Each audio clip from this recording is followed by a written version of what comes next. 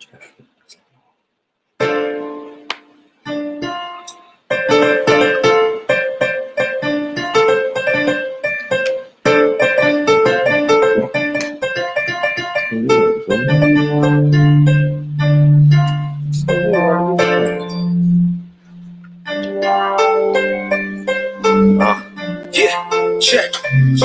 I know these times won't last, even though they've been tough. Just let them know my people been had enough. Tell them we gon' rise up. Tell them we gon' rise up. We gon' rise up. I know these times won't last, even though they've been tough. Just let them know my people been had enough. Tell them we gon' rise up. I tell them we gon' rise up. We gon' rise up. Please, Lord, forgive them. They try to hold back and chillin' like they ain't know it was written. Break every chain. Wanna free my people from mental prisons. The eyes on the sparrow, I know we'll narrow divisions. Hope is the boat to keep us afloat just as you envision. Faith to erase the pain from all of our people slain. Destined for change, actions to back up your spoken name. When they throw dirt on us, we use it to plan game. When it rains, we grow greater together, no matter the weather. Trust these tough days, gonna get better. Know that love will be the light to guide all our endeavors. And even if the tide should rise, we'll ride it forever. Why? We are mighty, we'll fight for our lives, cause we're dying to live. Future is ours, the timing is now. Black will be proud for saying it loud. We gave it a roar. There's so much more to give. We breaking down all the walls. I know these times won't last, even though they've been tough. Just let them know my people been had enough. Tell them we gon' rise up. We gon' rise. Tell them we gon' rise up. We gon' rise up. I know these times won't last, even though they've been tough. Just let them know my people been had enough. Tell them we gon' rise up. We gon' rise. Tell them we gon' rise up. We gon' rise up. Never backing down for the cause. Try to put our life on pause, cause we move in the image of God. No matter the hate that's spoken, our spirits remain unbroken. The divine man says you can't count us out. We are the answer. From the youth to the elders, ain't what you can tell us. Style and brilliance of mind, heart as bright as sunshine. Warrior spirits alive, so no, we won't be denied. So vibration is high and the frequency so angelic, like people, come on.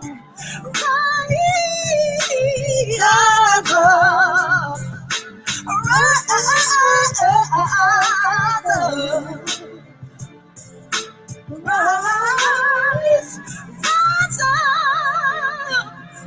I know these times won't last, even though they've been tough. Just let them know my people been had enough. Tell them we gon' rise up. We gon' rise. Tell them we gon' rise up. We gon' rise up. I know these times won't last, even though they've been tough. Just let them know my people been had enough. Tell them we gon' rise up. I tell them we gon' rise up. We gon' rise up.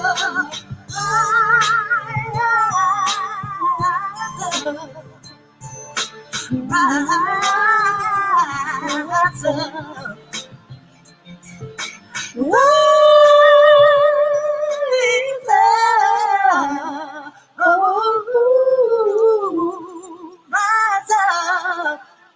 Yes. Yeah. Or, rise up, family. It's Monday night, 9:30 p.m. Eastern time. So that means another episode of Soundbytes International Radio. Black consciousness to claim. One world is the aim. Absolutely. African consciousness to claim, in order to create, to ignite these conversations pertinent to our diasporic landscape and to heal that landscape the world over, and get closer and closer to our goals of liberation as a people. I am, of course, a Sirka Nefera, and this is Nefera to my auntie Ra. Yes, you already know. Of course, before we get started, just a few things to make sure that you do follow us on the various platforms. If you're watching now, we are running live on our Facebook, our YouTube, and our Twitter. So if you want to, of course, follow us and like us on Facebook, if you're not already, Soundbytes INTL Radio. We encourage you to do both, follow and like, to keep in tune with everything that's going on with Soundbytes, all the posts that we make, as well as the weekly broadcasts here, and as well as our occasional African and business program each Wednesday. Also remember to follow us on Instagram at Soundbytes International Radio, altogether on Instagram, where you find more of these conversations shared as well. And again, as I mentioned, we do run live on Periscope on Twitter, via Periscope on Twitter, Soundbytes INTL. And of course, once again, you can subscribe on our YouTube at Soundbytes International Radio. You can find us at Soundbytes International Radio on YouTube. Let's get subscribers up. We want to get our subscribers up past that 100 mark. It's still fresh, so we want to get our subscribers up. So share this with at least 100 plus 100 times 100, multiples of 100 times people. That's what it's going to require, family. That's what it's going to require. That's how we get these conversations out. That's how we get into right ears and ignite the right hearts and minds, bodies, and souls to get on that step to liberation, y'all. So this is what these conversations are about.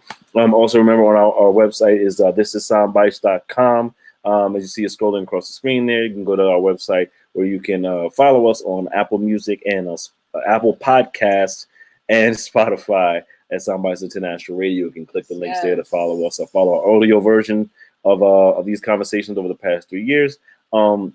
As well as you can engage in the merch we have in our merch store, Soundbytes merch, rep your set, and rep the conversations and messages that we share here on the Soundbytes platform. And also, if you find value in what we provide here, this via Soundbytes each week or via our platform, there is an opportunity to contribute, make any donation, any gift size is appreciated. Definitely, there is a contribute to Soundbytes button available on the site, as well as to our Cash App, $Soundbytes International Radio, right? Soundbytes Radio.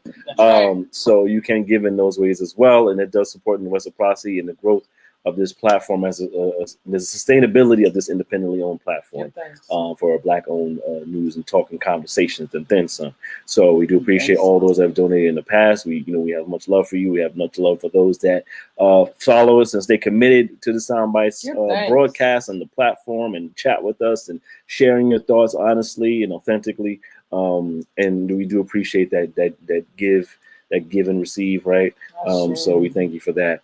And today we were talking. So unless you're unaware, we're 8 days out from election day. It is election day next Tuesday. It's crazy we're here now, right? Just yesterday we were talking about COVID. It's so crazy. We were talking about saying how's the COVID, and now we're here, in March, and now we're here in November. Is right around the corner. And election day, what's considered the most important election in recent memory in the modern generation. That's going to be taking place between two fine gentlemen. Whatever.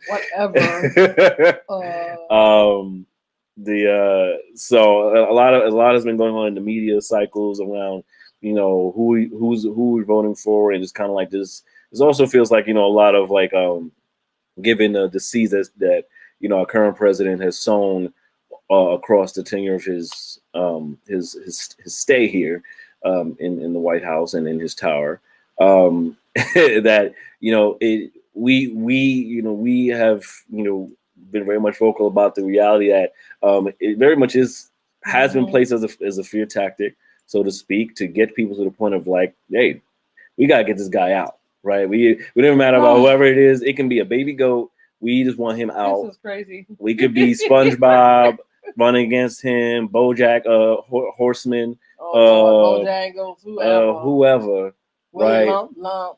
And anybody. That's a shame. Exactly, anybody. The fact that they've created this energy, right? And if anybody running against him will be satisfactory. And we're clear this is not just some happenstance. This is it's still in by design. Because Kanye, right? It's got his hat out there. In the right, space Kanye put his hat in the space. And not to say that he's a GOAT, but right. For politics, I don't know. Go for music, maybe. Politics is another story. And I was just actually coming off of watching his recent interview with Joe Rogan on Joe Rogan's podcast. He shared literally just all of his thoughts. I think all of them. Literally all. No, I don't even know if it's even touched the cusp. Well, that might be true too, right? It's a 3-hour interview. Got through about 2.5 so far. Looking to finish it, just to be an intention around understanding what the thought process has been. And I say that to say that he's got a lot of media backlash over the year for this late registration, so to speak. He punned his own experience here in politics, the late registration. For those that follow his second album, late registration, in case that went over his heads. And just kind of like what everyone feels right now is a deterrent to to the whole process, right? The people that are quote unquote late in the game, celebrities that are late in the game, black celebrities that are late in the game, and in turn, we've gotten to the point where anyone that shows up at this point must be an agent for Trump because it's an opportunity to split the black vote. Because which I thought was interesting and kind of mentioned was that the idea of splitting the black vote is if black people don't have their own minds, and or that black people are the only ones that will vote for him. But looking in that and the idea of independent thinking, which is something we speak on a lot. I know something I'm very staunch about is the idea of independent thinking, especially since Trump came into office in the first place. Is that this idea of this person is meant to be the leader of the free world, as he's called it, which is weird, from this one country that's like the size of one country in Africa. But I digress. Less than the size of one country. And and the reality that this person holds this much power over people to where they make any move, and we feel like we're helpless. We feel like we can't do anything. We feel like if we just vote and do this one thing, then this will make all the difference. And I speak very candidly on this because it's annoyed me. If I may be just like authentic with all my feelings around all this type of stuff, it annoyed me because I mentioned before on this platform that I've encountered people like, well, what do you do? Are you worried about what Trump will do? No, because the people essentially are doing the things. Like, how are we letting this be the space where we're letting these bodies, this one person, so to speak, be an executive, like sign off on your destruction? And on top of these bodies in the House and there's bodies in Congress and these people signing off and doing these different things where we're still 350 and then some, or I think it might be less now, 320, something like that, million people in this country. But we can't seem to get it together to properly control what goes to us and what is owed to us. That we've let a small body of people govern that right. For so many centuries, and we're to the point where we've accepted this as a status quo, and we've accepted is that we can't do much about it beyond these two parties when there are 9 and probably then some that actually exist as political parties that we could be putting our choices into. But we've been conditioned to not have choice, right? We've been conditioned to be in a space where we can't enact the idea of choice, or we don't even know that we have a choice. Right. If you dig even deeper to what systemic oppression and the system is done and designed for African folks in this U.S. construct, a lot of those have been indoctrinated and placed and corralled into the quote unquote the ghettos of America, right, or the low income portions of America through redlining and racism and everything in between that's kept a lot of us there. And that learned helplessness and all those different things is a lot of us in result of that as a residual feel like we don't have much of a choice even in that.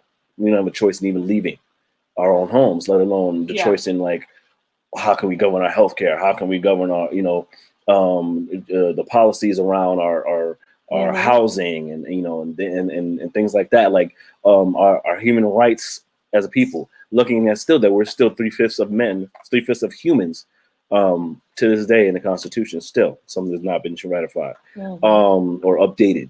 Right. So we have a lot that we really should be up when you call it like an upheaval of this system. And it boggles my mind personally that we've allowed it to go on this long, like beyond African, beyond just it's literally everyone have allowed this and have accepted this as what is our state of being. Right. And to be angry, to be full of the complaints about it, but very, very much not full of the action around attacking the root causes of our social condition, right? Very much attack the symptoms, which may be white supremacists, which may be the resulting in hunger and poverty and things like that. Like these pieces that are actually coming from a higher root cause and root problem. The lawyer or the cops or like I said, racist white people or for Africans in their own communities is the uppity African, the bourgeoisie, all these people that are in this place of stifling what liberation and equity gets to look like, not only for Africans but for the human landscape across the U.S. and then essentially across the global landscape. But we're bred to attack these symptoms. While the cause, the virus itself, the real pandemic, reign supreme, and just, whatever leg you cut off, they'll just grow another leg somewhere else and keep walking and keep the fire burning, right? So it behooves us to look at all of these pieces. I feel, as I said, these are my thoughts. It behooves us to take a real harsh look at who we are in this particular state, how we're experiencing and reacting and being proactive in our human experience up to now in the 2020, and what we're subscribing to, what we need to peel the layers back from it and unsubscribe to, jump out of, and reprogram for ourselves. And I think this process has been has been creating the challenge for that. I don't know if you want to. Yeah, we have. No worries. We have, to your point, we definitely have a long line of indoctrination and our reality looking like, what is it that we see? What is it that is in front of us? I say to you, when it comes to the Matrix, always assume that your eyes are playing tricks on you, because your eyes are playing tricks on you. Your eyes, your mind, your social conditions, your behavior, your unconscious minds are playing tricks on you, because we've just come up in the world and we've just begun to expand. But we didn't take into consideration how we were expanding and what was happening with our growth. Some of us will learn these things in our academics. Some of us will not, right? Because remember, we were looking at a space where you could get killed for learning to read, right? And then once we learned to read, there were some of us who were freedmen in this American social context after its intrusion. So after it broke apart from the civilizations that were here prior and the tribes and communities that were here prior, the evolved Africans over space and time that had traveled and settled here, they were then intruded upon by another cultural experience, behavior, intention, etc. As African people, we know that we share energy. So, yeah, the head is going to inform the body. So if these individuals come into the space and say that this is what our new is going to be, and by hook or crook, the end of a barrel of a gun, knife, or whatever other psychological abuse tactics such as rape, terror, intimidation, starvation, whatever other mechanisms, I'm going to be running this house and you are going to like it, period. So that became the reality of how we evolved. That's how we evolved. So all the things that we now do, since we're living in our experience, we're living in our physical experience. We're not intellectualizing our experience. So because we're not intellectualizing our experience, we're living in our physical manifestations of action, behavior, emotion, experience, feeling, etc. And so we just going along with it because it seemed like a good idea. Well, I felt good when I graduated from high school. I got my diploma, I went to college, I bought my first car, I got engaged, I got married, I had kids, whatever. Like, those things are fun, they feel good, they're emotional response and manifestations of what appears to be a living experience. And those things may have very well been a part of our experience prior to the intrusion and the derailing of the African consciousness. Now we arrive in a place where we are not clear as to what our goals and agendas are, because there's so much communication about what we should be doing, how we should be doing it, who should be authority in it. At the end of the day, for the African, there is two conversations happening. This is the tale of two Americas. Africans were not immigrated to this country. These last sets of Africans, like the American descendants of slavery, ADOS, etc. And then we have a huge group of people who are from the diaspora who immigrated to this country by choice. So after the carnage, right, after the killing, after the severe psychological terror, that there is not even a conversation in consciousness that people are even willing to entertain because it's so horrible. We got to put it in entertainment, comedy, TV, articles. It's very difficult to connect with the terror that was chattel slavery and to attach the effects of what happened to the people, because people make things happen and people don't make things happen. So when you say this grave, enormous pain heaped onto these people caused them to behave in certain ways, Now, somebody in the psychology of the science that we're living in, someone has to pay for that behavior. Someone has to pay for impeding on that quality of life, because every organism has a right to live. So this is why no one wants to touch that with a 10-foot pole, because somebody's responsible for impeding. Someone is responsible for creating science that supported all of these people over 250 something odd years to contribute to entertaining hanging African people from trees on Sunday and burning them and roasting them to death, and taking pieces of their bodies and going home and sitting on their mantle. Like, this is a necessity to understand that there's a group, and now we're trying to solidify that, bring it forward with the Supreme Court justice appointment. The Supreme Court justice is supposed to interpret the Constitution and maintain, quote unquote, this is the light language, to maintain the people's rights in the country, which we realize that it has always been, there's two conversations in America. It has been institutionalized at every level of living experience for African people to be subordinate, period. Really, to be an annoying presence. We just gonna deal with you until we don't have to no more. So I don't know, you like to get smile, everybody likes to clap, everybody likes to see Oprah Winfrey and all of these people with all these halos and these, these what do you call them, the honorary white folks, or Africans who are quote unquote doing well, the first this, the first that. African, you created civilization. You gave birth to medicine.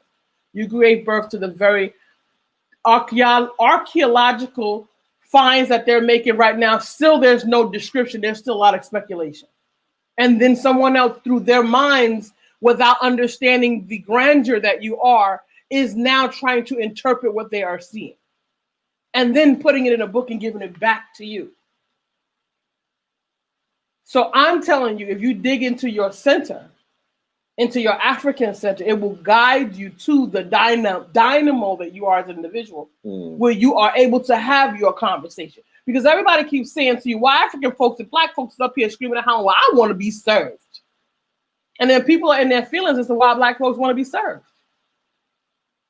Why these black people want to be served? Who are they to be talking about, oh, that's separate, oh, that's this? And then you have ignorant black people who are also saying the same thing, who are hollowed out with zero consciousness beyond what they've experienced in this glass bubble right here, the Truman Show. Yeah, I think it's important to really look at that. They constantly dissect that, like how much and how dangerous it is for our community that a lot of us still, while thinking that we're woke or this or that, a lot of us still uphold a lot of the premises of and the residuals of white supremacy within our own communities, right? And how we react to one another. Like for instance, I was watching this. I was on Common's Instagram, and he shared a video of him talking. He was, I guess he's doing, from what I'm understanding, it's like he's doing a campaign just around like going to different communities and kind of just talking to the people, just seeing what people want. It kind of essentially sounds like a voting campaign, like getting people to vote or understand why they're voting or what have you, or galvanizing them. And he's talking to two brothers, and it looks like in Florida. And one of them was like, he didn't have a shirt on. Right, and the other one he had a jersey, whatever, and they talking within their dialect, within their, the colloquialisms that they probably exist in the neighborhood that they're in, and they're expressing their viewpoints of how, the outside world doesn't really care about communities like them, where they live and communities where they live, where someone's getting shot every day, like someone is dying here every day, like it's whatever. It's like a numbness to realities of a violence that exists by design of a system that's made us to believe we're all expendable to one another, right? The quicker we can find a way to have them get rid of themselves, then the better off we'll be, as by based of the design of the narrative of the system. And he's talking to them, and he's having a conversation with them. There's a white woman there. I don't know if she's like part of some program. He's like part of the campaign, whatever. They're trying to talk to them, you know what I mean? And they're having a conversation, right? They're speaking in their colloquial language, and they, Common speaking to them. The woman is speaking to them, asking them what they need or what they think they need or what have you. And they're kind of at a loss for what that really looks like. And again, that harkens back to us speaking about knowing what we want and how we're experience, how we're sitting with the experience of our social condition, right? Like, do we even know what we want, or do we even know we have a choice to even ask these questions of our condition, of what we want, right? We do not know. And I bring this into the perspective and saying in the comment section. So, a brother, mind you, specifically. And this is where we tend to do this a lot, right? A brother who essentially was throwing out respectability politics as a reason to why they should or shouldn't get any type of service or support. Well, first of all, if you want to, talk and you should have a shirt on and speak properly and pull your pants up if you want to have a proper conversation and be respected enough to kind of, I'm paraphrasing, but these are the key points of what he was talking about. And it was really unfortunate to me. I said something to him, I can't remember now, but I felt compelled. But essentially, just speaking on the reality is like that doesn't take away the right for them, how he's dressed or how they look doesn't take away the right for them to ask for what they need and what they want, as by virtue of their right, their true right as true human beings, right, for the condition that they're in.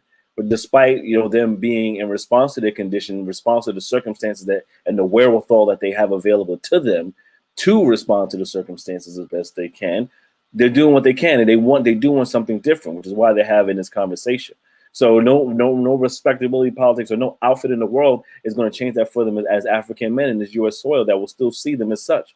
Offset, a multi-millionaire, big time hip hop artist, was just arrested the other day for nothing by being near Trump. There was a Trump rally nearby. I don't know if they was related or not, but was arrested. Right, like he's a multi-million-dollar, married to Cardi B, he's a superstar in his own right. She's a mega star her own right, and he was still arrested by the cops. They don't care who you are, African man. Well, at the end of the day, and how much jewelry you have on, and how much whatever, how much your notoriety is. So it doesn't matter. You know what I mean? And this is where we provide the detriment to our own communities, to our own people. We're looking at these things through the lens of a white supremacist lens that have us think that this is the way to be respectable, but that does not work for you, African. It does not work for you. The way for you to be respectable is to be subordinate and shut up, no matter what you have a three-piece suit or a clown suit. That's right. You better be subordinate and be happy with what you got and shut up. The moment you speak against the system for what you want as an African and respect for what you want and your agenda, you are cut the fuck off. And everything you say or do will be held against you in the court of America. Public opinion, the court of public opinion. Period. And we do this to each other. So remember what Larry Ham said today. Shouts out to Larry Ham, People's Organization for Progress. Yes, the chairman of People's Organization for Progress. Absolutely, Ashe, out here in New York. Justice Monday, always on deck, keeping the fire burning for human rights for Africans and for people in general. Human rights. Communities are supposed to be composed of the people as a part of that community are supposed to dictate the social norms, the behaviors, and what is acceptable, and everyone is supposed to receive their share as a part of contributors to that society. That has not ever happened in America. It has always been an illusion. So People's Organization for Progress is standing for the benefit of the equal playing field for that, and also protection for the people against tyranny by the government. Because basically at this moment we're looking at tyranny by the government. He also spoke to us today. The police are in support of Trump. Yeah. How do you have institutions? But this is what African people have been saying is a conspiracy. We've been talking about the systemic racism and where it shows up. How do you have people? First of all, how did you get people that would vote Trump into office? We spoke some time ago, when Trump was running for office, when I was in elementary school, and I recall when Trump took out full-page ads in the newspaper to convince the court of public opinion against some the exonerated five, which were then the Central Park Five, young boys who had nothing to do with this white woman getting attacked in Central Park, the Central Park jogger. I hold conversation of white women and white men, and they got a problem with black men, and these are children though. The youngest I believe was 14 at the time, and the eldest I think was 17 at the time. Okay, and that was Corey. So, and we come to find out that an entire courtroom of individuals, law, legality, including social behavior, all were against these young boys, and they were all innocent. They were all innocent. All innocent. When they see us, they had to have the whole visual effect. Mind you, people have been saying these things. People were saying them when this was occurring. I remember I was hit. That was the first time in my spirit when I was hit by the injustice. So that was the first one, and Yusuf Hawkins was another one that just hit me deep in my spirit as an African youth to experience how this nation was going to mistreat African people. I might have been 15 or 16 at the time. And it was a very impactful experience. It also tuned me in to some things in the space. So how do people who don't want to be considered associated with chattel slavery vote a Trump in office when the Klan supports Trump, right? The Ku Klux Klan supports Trump. Klan was people who were lynching black folks, African folks. You know, Nina Simone's Strange Fruit, right? So we're talking about these same individuals. So this is all a part of the same body of individuals. So you don't want to be associated with this part of your history, yet 53% of white women voted for Trump in office. Right. How are you not? So how are you? I was going to say, how can you not be associated when you're not doing anything to change the dynamic? Anything different. If you're not willing to change the course of history, then you're going to stay associated until you do, because it's your onus. You're, of course, being these white, quote unquote, so-called liberals and the blatant white supremacists as well that subscribe to a lot of this stuff, or subscribe to the indoctrinated racism that still exists against black people, thinking that black people can't do for themselves, we need to support, what have you. Those layers in itself is another conversation. There are deficits in African people and their leadership qualities and their leadership abilities and their insight and their experience and their ability in certain areas. Certain areas, there are deficits, and there are deficits intentionally because someone did something to African people to cause this, right? The bootstrap theory is debunked, and that was another cop-out on behalf of white fragility. So you got to be careful, African, because this is the tale of two Americans. And it is unfortunate that we are now forced into a place where, as the brother Larry Ham said, we're voting just to get this guy out of office. Right. And that's unfortunate because we should not be forced to traumatize ourselves to quote unquote make a decision in our best interest. Remember, like he also said that, listen, no matter what happens, African people, we're gonna be all right because natural selection dictates such. Right. We've gone through all these presidents, so what difference does it make? None of them have ever treated us any different, including the brown one that was in office. They've all disregarded us and given us the cold shoulder as they've continued to do. I want to read something out of our brother Baba Mulemu Baruti's book, Menticide. You need to get that book, y'all, because you know something. The thing about this is understanding your condition. There is a reason. I'm your learning and development minister, but there's a way of assessing what's occurring, what are assets, what is impeding, because what we really need, what I have assessed as our necessity, is we need an entire social landscape and consciousness overhaul for the African community and diaspora in order to unify us. We got behaviors and we got ideas and we got things that we all got going on in all of these different little pockets, and we're a lot of redundancy and we're stepping over each other's toes, and we have a lot of infighting unnecessarily, a lot of ego still involved, a lot of things that people have yet to understand that this is a collective movement, and it requires a unified effort to move into the trajectory of the greatest good for the African. Your bottom line foundational function is sovereignty, because that's who you were before somebody intruded on your life. Before somebody stepped down on you, you were sovereign, you self-governed, however you saw fit, however your traditions and your backwoods and your communities and your tribes saw fit, you did those things on your own accord. That's where you want to be back to, fundamentally. And there's a reason why you're not there. And look at this. This is your American experience. For those who believe, this is on page 27, for those who believe in the democratic political order that also loosely translates into 13% of all African American males are with no voting rights due to felony charges. In fact, African males make up no less than 35% of all citizens ineligible to vote. Okay, look at this one. That African officially comprise no less than 12% of the population, but represents only 1% of all elected officials, reveals more than just the relative powerlessness of our community in political game of musical chairs. Ironically, it also brings confusion to the question of why a steady increase in the rate at which African males are incarcerated continues unabated. So we're speaking here to the fact that we are represented 12% of the U.S. population. African males have been consistently, it's always been imprinted that it's a chop down on the African male dynamic for the fact that African men have the brawn, they have the testosterone, they have the protector nature. So what's happening to African people couldn't happen to African people if our men had the capacity that they were supposed to have. What? Because it's been beat down out of them and it's been consistently chopped down over the years. And there's been many mechanisms used to break our men down and then to straight up just tear us out of the home. Just tear us away from the home. You know why? Because there's an infusion of energy that occurs, a vibratory fusion, just like a battery. Here's this baby. This baby is this battery.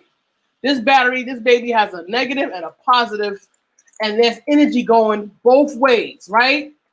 There's a synergy of energy come in, go out, come in, go out. That is this African male parent and this African female parent that is infusing this baby that is going to be a battery for the what's next for our community. So when you start disrupting that continuity, however many different ways that it chooses to disrupt this continuity, and some of which was appealing to this desire to create something. I got to give some stuff for my baby. You got these black men out here taking risks in this drug game. And then also just being attacked, period. Self-medicating. They were just locking African men up for having possession of marijuana, small portions of it. So there's been a lot of things that impacts the Africans' ability to self-govern within this matrix. And the fact that there's been systems all over the place. So don't let people tell you foolishness. I told you, African, you see this clock? Africans' ability in the matrix clocks in and it clocks out. That is the only discussion to be had. You gonna buy a time cube with this contract? We here for that. We here for buying some time. There is no indefinite conversation within this system for the African. And if you have not arrived to that, go back to the books again. Because anything we can do, we've done already. We have allowed this system so much time that it has truly fortified and refined itself to the point where for us to do what we need to do in this matrix, it will cost a lot of life. And I'm not prepared to sacrifice nobody's life to fight for these crumbs. I don't see why it would be necessary. The best case scenario, Dr. Strange coming out with your best possible 12 million different possibilities, is you buy your time and you refine as you can here, and you lay your eggs elsewhere, and you expand your global perspective as an African. Begin to refine your mind and start to center, because there's two conversations here. This is the tale of two Americas. Make no mistake about it. These folks have been providing themselves with buffer. They've been laying their foundation, and they've always been supporting themselves. Now that you having a broad, out loud conversation about what's good for the Africans' greatest good, folks want to call you racist or say that you being separatist or that you being, whatever they want to say about you is foolishness. It's all it is a tactic to derail your focus. Okay? Because any person, even a person who is having a white cultural experience, if they cannot look you in your face and say that I want the greatest good for you and your family like I want for me and my family, you better show them the door. I mean, without reserve, without malice, because ignorance is too expensive right now for the African. It's our house that's on fire. So I'm not defending my position for protecting these children in my house. And you shouldn't either. Don't even entertain it. Dignify it with a response. Because if they need to figure that basic fundamental consciousness out, show them the door. Period. They'll work it out. No hard feelings, boo. Show them the door. Because they were not having a conversation about African children, drugs, broken homes, absent fathers. They'll talk about all of these things on the news as if to put it in your face. Nah, y'all are messed up. Look at it. Y'all all the way jacked up. Without having a conversation that, well, the wealth gap is up here. We living good. We eating good. Our kids is going to Ivy League schools. We traveling every weekend. We got summer homes all over the country. Man, y'all jacked all the way up. Why y'all messed up?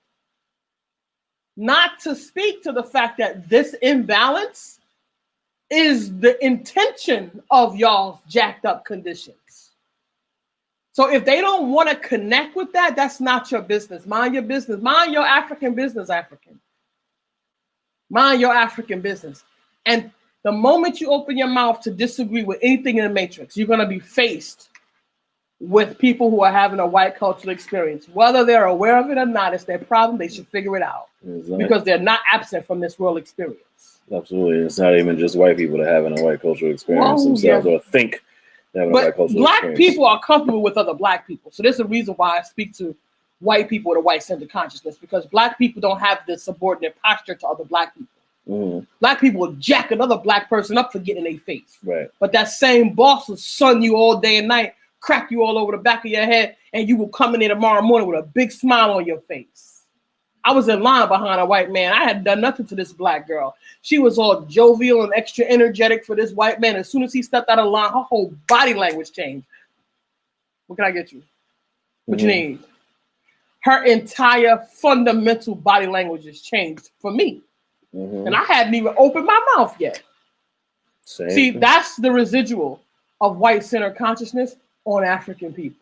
That's how detrimental it is to us. And it's like clockwork. You don't even realize it's happening. No, same thing happened to me. She didn't know it was happening. Same thing happened to me with NJT. When we were going to get our tickets one day to get on the rail, and white person with I think it was a couple that was in front of us. And the young black woman at the teller who had this old tab like, oh, you know, kind of like happy or, you know, joyful or jolly, so to speak, you know, demeanor. And the moment I step up, it's like, yeah, what? Like, and this is the kind of like energy that we hold for each other. Like we already come in expecting the worst, right?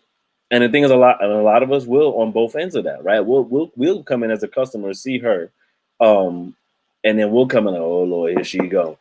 But see, that's not me. And then she'll be, but she's the same way, like, oh Lord, here they come. But see, that's not me, right? And because that's not me, wherever I go, people gravitate to me, even without words. It happens to us all the time.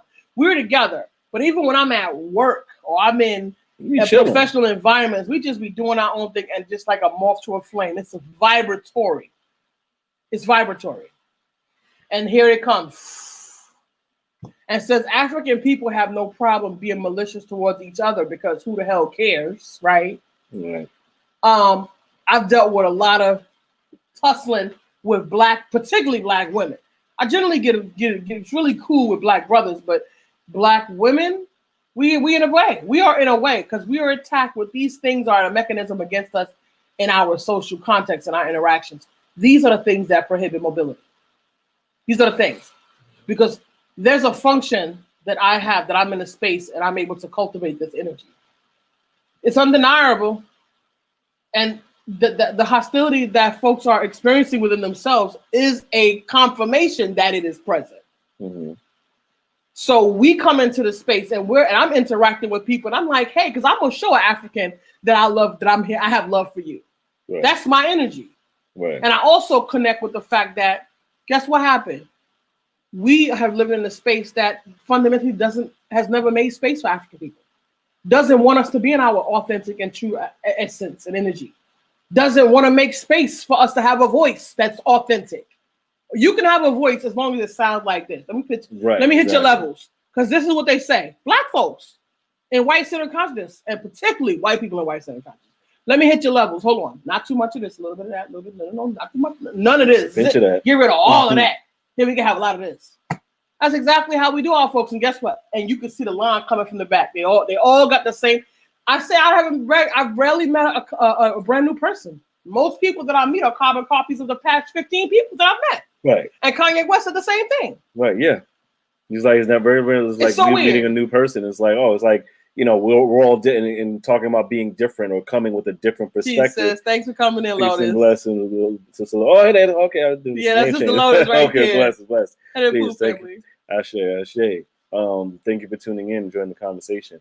But yeah, speaking on just the difference of people, like we all have inherent differences, but by virtue of what we grow to accept in this matrix and our social conditioning, we become copies of other people because, well, their demeanor is being accepted in this space, and this is the space I want to get into. So maybe if I act like them, I'll get access to whatever they have. Right. But that's not, whatever that is, isn't necessarily made for you. The idea, the construct may be a space for you to get into, but maybe their particular position isn't your position. Right. And that's okay in itself. Your energy and your play your game. Right, play your game and play your game the way you was intended, you know. And the idea of like, you know, in the belief in God to be in the structure of the divine essence down here on this planet as a steward of the planet, you're projected to be this version that you were designated as. So to be in the space like I'm going to make a different plan, like what? I would to be God like what? I told you. Okay, all right. We'll see how that works out for you. Let's see how that works out. Because you're designated to have a different type of calling, whether or not you fall into it, but if you fight it tooth and nail, then you run into the possibility of being a shell of who you actually are, and that's what happens. You end up being the same as everyone else. Incomplete. Right? Until you're willing to step into your true self, you'll never make space for you to stand out amidst the crowd, or to stand out amidst this hierarchy and this playing field of what we call or what we see as humanity that isn't actually acting humane, right? So we want to be, you know, intentional how we're vibrating in our spaces, and that lends itself to how we're connecting with our global family, right? It's like, how are we vibrating in these spaces and seeing each other differently? And to see each other differently, it means to understand your social condition, not just use African and U.S. soil, but African the global condition as well. Yes. Is to be connected to the reality that we're facing different things on different levels by virtue of the same issue, which is this color. Never mind our brilliance, never mind our skill set, never mind our talents or the way we love or the way we cook or the way we interact with one another. Our skin set is what becomes a barrier in the eyes of a system that is designated to that wants us to be destroyed and out of the picture. Why? Because this idea of supremacy versus idea of equity and living and coexisting in the space. There it is, the supremacy. Our idea is relationship. We're relationship-based people. Right. So we should be expanding on the relationships we do have. Even again in the interview, Kanye said one of the greatest forms of currency is relationship. It's not money. Money doesn't exist. We've said that a lot. You may hear people say it a lot. Money doesn't exist. It doesn't. It's a construct. It really doesn't. It doesn't mean anything. Money actually is not real. It's an made. agreed order. It's been an agreed order to say like this dollar, this yen, this pound, this peso. This is the way we're going to exchange. This is a currency. This is a transactional method, right? When there was times where the transaction was merely a meal, or the transaction was I built your house. Bartering. You know, it was bartering, value. Exchanging value for value in the means of skills or services or time or energy. Sometimes the currency could be spend time with me. Let's chill out for the currency. Well, because everybody has a unique frequency. Right. And like I said to someone most recently, Peace and blessing, Brother Joseph. Thank you for joining us, brother. I was having a conversation with the elder, and I said, so I'm a brick wall, right? And because I've done so much self-work and introspection and journeying to where I was in route 2, right? I have now understood myself. This is a brick wall right here. It's fortified. And it's brick. And then there's also grout that covers the holes. Now, there are some holes in certain places that I can see them, but you can't know what you don't know. But I do realize there's a deficit here. This needs to be tuned up. This needs to be filled in. Fill in these spaces. So don't bring me from zero, because I'm not there. So you see this big wall? This is what you're looking at. This is thoroughly fortified. And I can tell you, it was a lot of doing to build this brick wall. Make no mistake about it.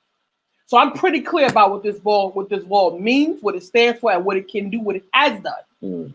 Because I'm telling you, African fortified. So when you walk up to it, you see that space. Now I'm with XYZ, this person, and this person fills in this space right here. That's the tune-up that I happen to have needed. Right? Don't bring me from zero, because I'm not there. But there is someone who's just still piddling in the soil, has yet to lay a single brick. Chilling. Generally, there's many folks who have laid no bricks. They're piddling in the soil. And don't realize that they're in the soil. Because guess what? The Matrix didn't even tell you that you're supposed to be building a brick. You're supposed to be fortifying. It didn't tell you that. The system in and of itself, the Tale of Two Americas, has created every place in the landscape of the African experience is for you to be vulnerable. You know what America did when they got here? It built forts, and it put military bases to protect soldiers and forts to protect what it had stolen. Let's be clear. Yeah. They put up walls to protect my stolen goods out here, so nobody don't come steal from me what I stole from them. Right? So while we got a lot of people that's out here fighting for stolen goods, feel me? For the genocide and the blood that's in the soil, you fighting for something that they stole from somebody else that already belonged to somebody else, and nobody should own the land. So that's another conversation that African people, you got to get into your African center so you can start putting some of this stuff right. Yeah. Because nobody has ownership of the land. That is community property. Right. But it's white-centered consciousness that makes you think that you can own the property, but you continue to buy into all of these mechanisms. You continue to buy into them. You continue to validate these systems by your participation and propagation among the community. So we get to work that out, family. Absolutely. And we got Brother Joseph out here. Peace and blessings, family. Yeah, so listen, it's an ongoing conversation for fortification and what our journey of fortifying is, an overstanding and understanding that we are having a tale of two Americas. Right. You better be very clear. It's the white-centered consciousness. White-centered consciousness is a cultural experience of whiteness as a mechanism. When whiteness became a class, a card, and a passport to superiority, designated by those who stole and who deboned and who took possession of X, Y, and Z, when that occurred, whiteness became this box. In this box are cultural, behavioral, social, rules of engagement, theory, all kinds of stuff that's in this box. All white is not created equal. There are levels of whiteness. European has different subcultures, etc. European, white, all these things. African, you need to understand this. You need to know who and what you are looking at, so you know. First of all, if you fortify, it doesn't matter who you're looking at. Right. That's number one. And two, if you fight with white people, because white people on the ground, they're ignorant, most of them, to the systems. They're not clear as to how this conversation you and me are having. You probably need to be in a position to articulate this to everyday John and J.Q. public white folks. Because all they know is that they benefit from the system because their lives are not challenged with these things that our lives are challenged with.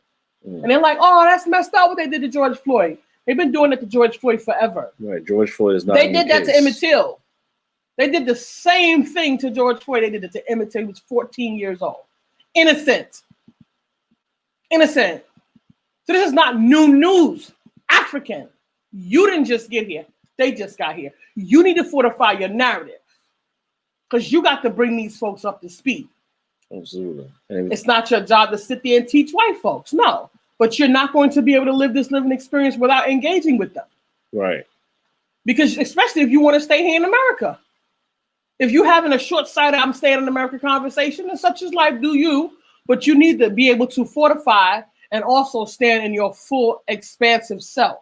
Right. As long as you have to shrink, you have no freedom. Right, because you literally relegated your power to someone else now. This is insane. That's walking disempowered in the face of the matrix. Like you want to, like Neff was saying, if you're gonna have white folks in your space, you're gonna have white folks. You're gonna have it, but they put themselves in your space because they still believe that they run this country. So right. They're gonna be in your space. But they're gonna be in your space and maximize that moment. But other than that, you're gonna work for them. You're gonna work with them. They're gonna be in your space. They're gonna be at the bank. It's like Neff said, it's not your responsibility to teach them anything, because they should know, and allow them to live in aloofness and willful ignorance about what's been taking place on purpose, just to hear you and not do anything about it. But if they're going to be in the space, then you can give them something to talk about. They know, and then when the moment they're gone, be about you and keep your healing as a number one priority. Always, always stay fortified. Always, don't get tricked. Don't be beguiled. If I don't know if anybody right now, if I feel like half the world, the black community has been watching Lovecraft Country. And if you haven't seen it, you can check it out on HBO Max or what have you. But it was very interesting tale of just looking at how it was really good, y'all. Yeah, it was really good. You know, shouts out to Misha Green. And just want to be clear on like how we control our narratives in respect to those who have it. You know, a lot of people shout out to brother Jordan Peele. He executive produced, which means he very well could have just put money behind it and said rock out. So let's be clear, Misha Green was doing, you know, shouts out to her. Black woman who set up the teleplay and set up the whole situation and just producing and putting the whole thing together and weaving in the narratives of our history, our African history here in the U.S. Bring it forward within Afrofuturism, as well as this idea of like, you know, of mysticism and magic and things of that nature, and creatures, and a little bit of horror, a little bit of those mixtures of mystical things. And one of the things that's very interesting, to harken back to a note you said a little bit earlier, and one of the characters she, by virtue of quote unquote doing a deal with the devil, let's say, found out by virtue of her life, being a dark-skinned woman or what have you, and really realizing the struggles which still exist today, right? The idea is it's a period piece in the 50s, Jim Crow America, right? And the idea of working hard, busting her ass, doing all these things, all these degrees, and working extra hard, and wanting to be in that one particular place that make her feel like it's something matters. All the work is paid off because she's working here, what have you, and can't even get the job. But by virtue of diversity, rabbit out of the hat type of picking, doesn't even get the job, but loses it to somebody else, another black person that didn't even do half the credentialing that she has. But realizing this idea of like, what would it be like to have this white skin, or to have this reality of what it looks like to be a white woman in America, and gets granted this gift, or curse, or however you want to call it, to be in that skin and see how she is treated differently, see how the world looks on the other side of the fence, so to speak, and really looking at, what does that power look like within the white structure, right? What does it look like to not understand the plight of the African, the plight of the darker skinned African, the plight of the African woman in the U.S. soil, right? Versus the plight of a white woman or a white person, and what type of power plays, especially in the 1950s, were available, right? And a lot of it is residual now. Still a lot of the same things happening. We have these diversity conversations, but really a lot of the same things happening. It just looks a little different. It's a little bit more covert, which is even more dangerous. But really looking at the end and seeing kind of the other side, is it a grass is green on the other side type of thing? Not really. Kind of some messed up stuff going on. You realize it really isn't that greener, but because they hold the structural social power, the infrastructure, what's going to take place is going to take place. Despite it, whether it's morally wrong or right, what have you, it's going to take place, and they're going to benefit from it, right? And regardless of how educated you are as an African, you're going to stay at the bottom rung if they say so, by virtue of them holding those spaces that can, affect your livelihood, affect your living wages, affect your housing, affect your peace.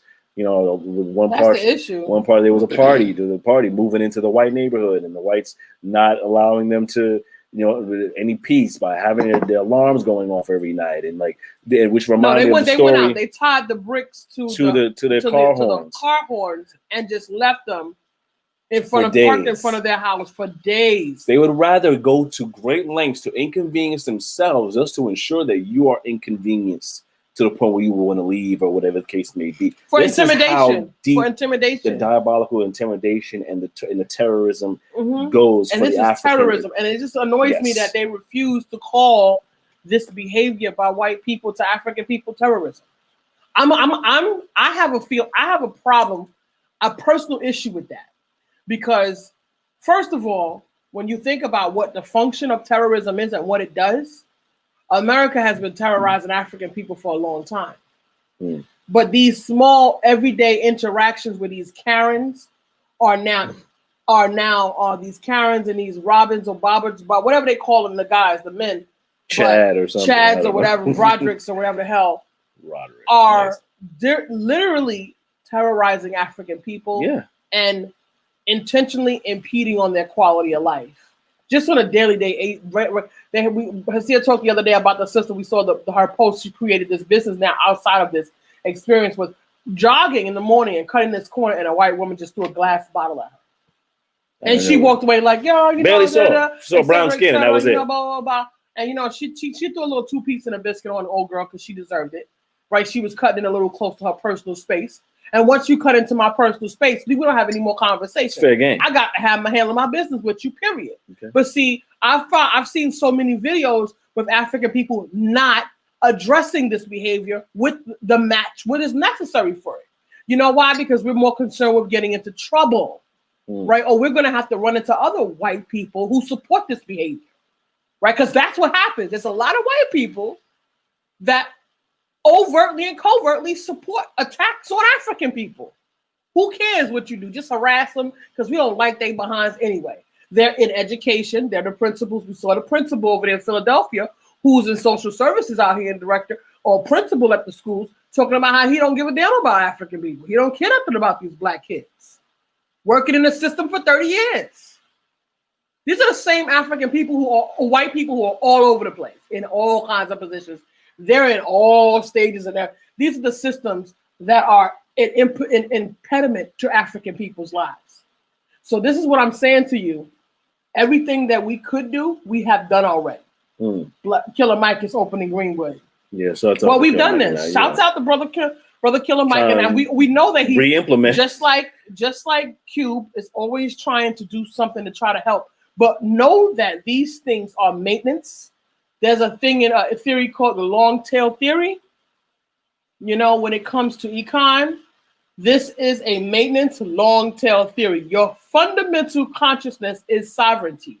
So that means you're very highly unlikely to get sovereignty on this American soil because these folks are not going to give this up. Nope. It supports them and the way that they live and their children. They want to give so up you power. got to make sure that you make a positive assessment of what you're really putting your efforts. Because I realized that there, and brother, what's his name, KRS-One, and also Dr. Umar said the same thing. Certain people within our African community, they get flexibility in these matrix boxes.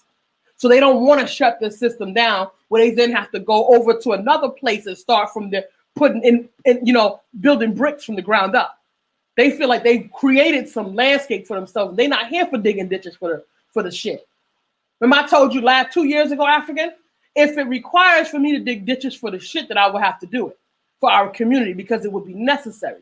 And in the African community, everybody's contribution matters. Nobody's contribution is more weighted than the next one. Right. See, this concept of better or worse or less or greater or winner or loser is all white center consciousness, and it has to be uprooted from every angle within our community for us to create the synergy that we need to rebuild in the fortification and the fortified methods that we need to rebuild.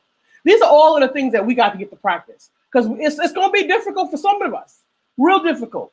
And he said it best. Some of us got flexibility in the matrix with our credentials, with our class, with our status, with our, our gold tags hanging on our doors and our, doormen and all of these flexible things that we have that the matrix gave us to whisper, those whisperers in our ear that caused us to want to, kind of sell out a little bit, but not too much. Right, just enough. Right, just a little bit. Not that much. I do. I come down to the community. I do a little mentorship. I do a little give back every now and again. So see that space right there. You got to watch those particular Africans. Okay, because those particular Africans, their fundamental identity is attached to their position in the matrix, and they're not so much and eager to give that up. So this is why a lot of people follow these same folks because they're unknowing, and you're thinking all skin folk is not kinfolk. So just because they brown and what they say sound good, what they're really trying to do is maintain the matrix. Right. You want to be careful of how the tongue moves in these conversations. Some of these folks is talking out of both sides of their neck. So, but African is for you. Don't look for a leader. Take the information. Right. Go inside. Process that information because your compass, your Ma'atian compass that was here from the beginning of time is within you. You really don't need nobody to validate you. And I think that's such a key place to be because we will look at like the Ice Cubes and the Kanye's and whoever else is speaking, even if it is like a legitimate community leader or civil rights leader, what have you, speaking. At the end of the day, the first line of defense for what you believe your liberation should be you.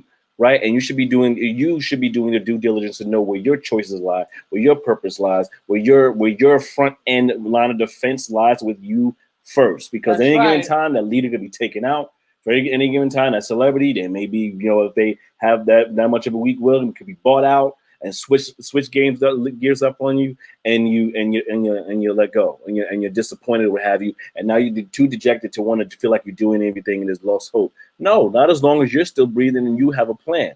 The idea is you want to take these little bits and pieces and create the plans necessary for enacting liberation to happen, right? This isn't stopping it. Like we bring it back to the voting conversation. This isn't stopping at a vote. This isn't, I went to the polls, I dropped it off. All right, cool, I did my job. Let me just sit and wait and see what they're going to do. No, that's actually one step and a drop in the bucket of what needs to take place to hold elected officials accountable. We're not sitting here, and I know the brother Cuba has expressed that I'm presenting this stuff, but I'm not trusting that they're going to actually listen.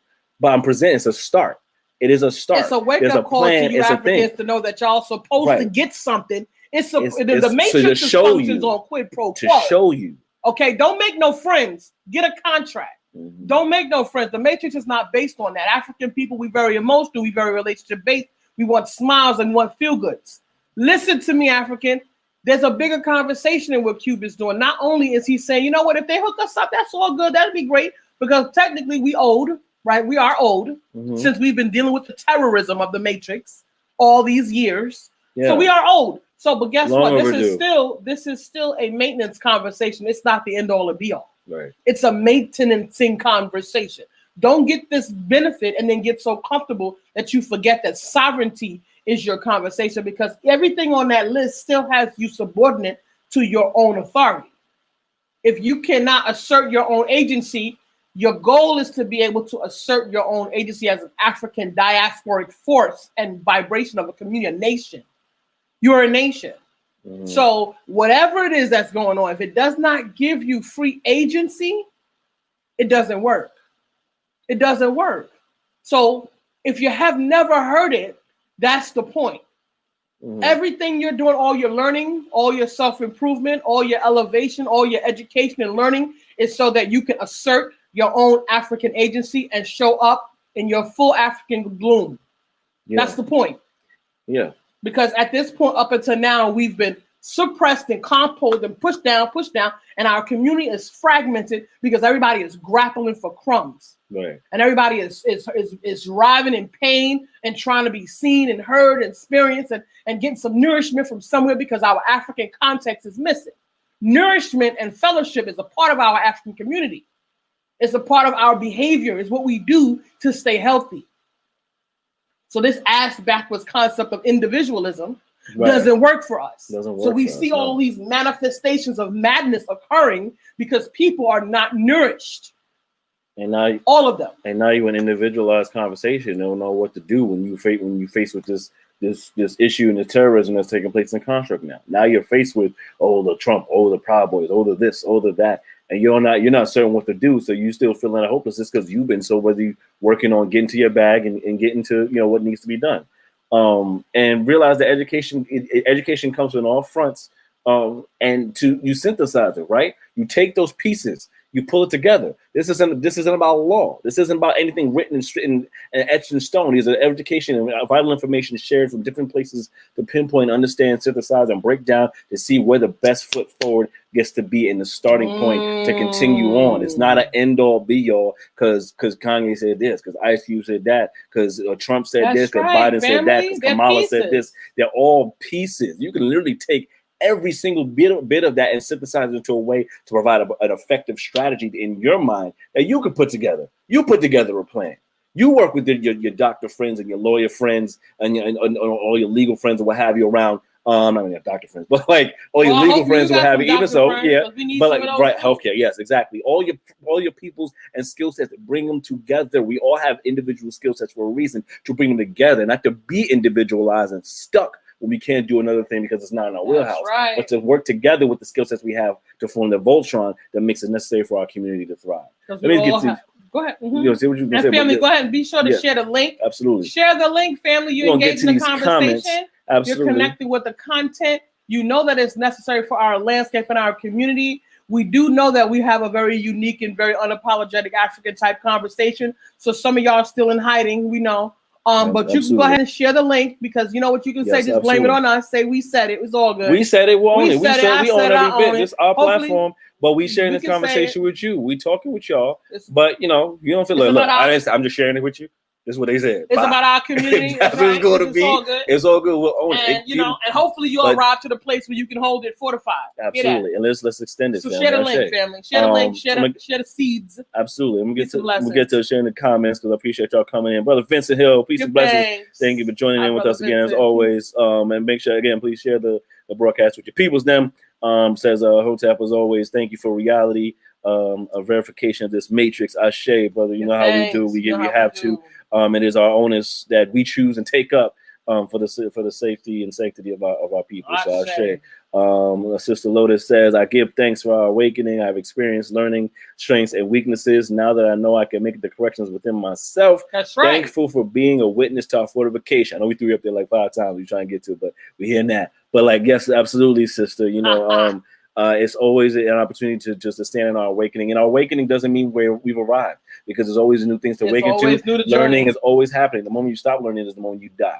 So there's always something to learn. There's always something to take in. Again, as I said, you take in the information, you process it accordingly. You take what you want, leave what you don't need, and like really and build the necessary landscape for you in your human experience, especially as an African, and understanding that how you're going to get closer to your liberation. Get your human experience, African. Absolutely. For some of us, we've never experienced a human experience. Get some. Get some. Peace and blessings, Sister Indy. We appreciate you. Thank you for coming in. You're giving your ballot. We appreciate the word up to it. Absolutely, Brother Kyle. Peace and blessings. Kyle Jacobs, we always appreciate you coming in. Yes, we appreciate brother. You, beloved. Brother Kyle says, agree, we are our own leaders. Ashe. White supremacy has black people all over the place, just confused, get out. And cluster mucked all over the place. And Brother Kwame Sure, shouts out to him. He said, you know, confusion is the enemy to the revolution. Yes, family, to keep us all disheveled, and we cannot coordinate. When you see Africans and you see them, and you see them talk about Shaka Zulu, one of the greatest military minds of the time.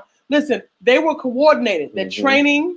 You know, they learned, and everybody got up. Those warriors, they got up and they trained, right? Mm-hmm. See, we have a difficulty in expelling our warrior energy within our community because we don't have those facets in that calendar. See, when we worked in our community, everybody had their training session. They went into training. They worked in the field. They did their craft. They had their contribution. They had fellowship. There were systems that fortified the needs of the people. Mm-hmm. See, right now, everybody just gets up to gotta wake up, my alarm clock going off, and wake up in these unnatural ways to follow this routine that has you complicit with your own destruction, because these behaviors are actually destructive to the African psyche and consciousness. Mm-hmm. So you really want to get into that circadian rhythm. You want to get into that clock, and you want to try as much as possible to try to reset your life bit by bit. I meet people, it's so confusing. Myself, a Libra, I like order, I like things to be in such, continuity of system. It makes things balanced. It's a natural inclination. I'm here for flexibility, but for the most part, I prefer balance. People are messy. They're just all over the place. The time and can't get the and follow through. And I'm really big on manners and etiquette and behavior and respect. No more people just our community. We just don't do so many things, family. So in learning and development, we make an assessment of what's not working. Yeah, we make an assessment of what is working, what's not working, and what we need to do to create a systemic shift across space, right? Across all of our compartments and our different levels of subculture within our community. Because we really need an overhaul in our African-centered consciousness. It's a necessity. You know what they say? He said, confusion is... confusion is the... Oh, my God. Confusion is the enemy to the revolution. Absolutely. Family.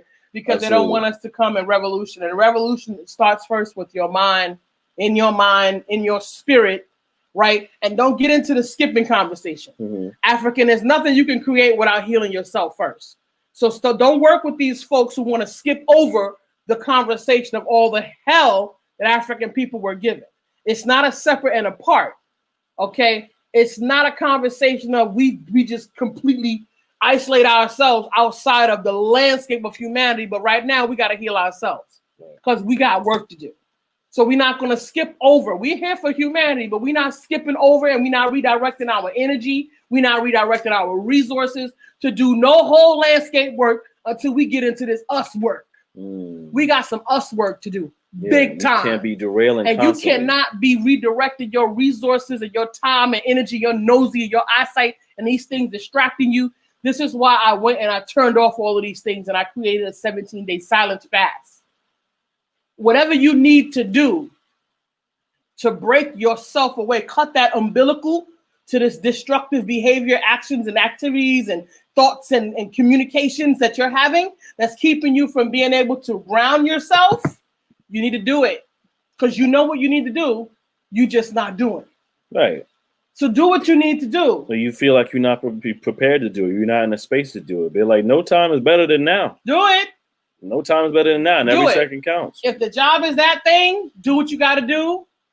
I'm not telling you to go out here and leave your gig. I'm telling you to work your situation around and understand that you're a human being and that the systems of this matrix does not necessarily support fortifying your human experience. Remember, the matrix was never created to create you as a human being. Initially, the matrix was created because you were subhuman, your brain was smaller, you were not human, you were an animal, no different than an ox or a cow.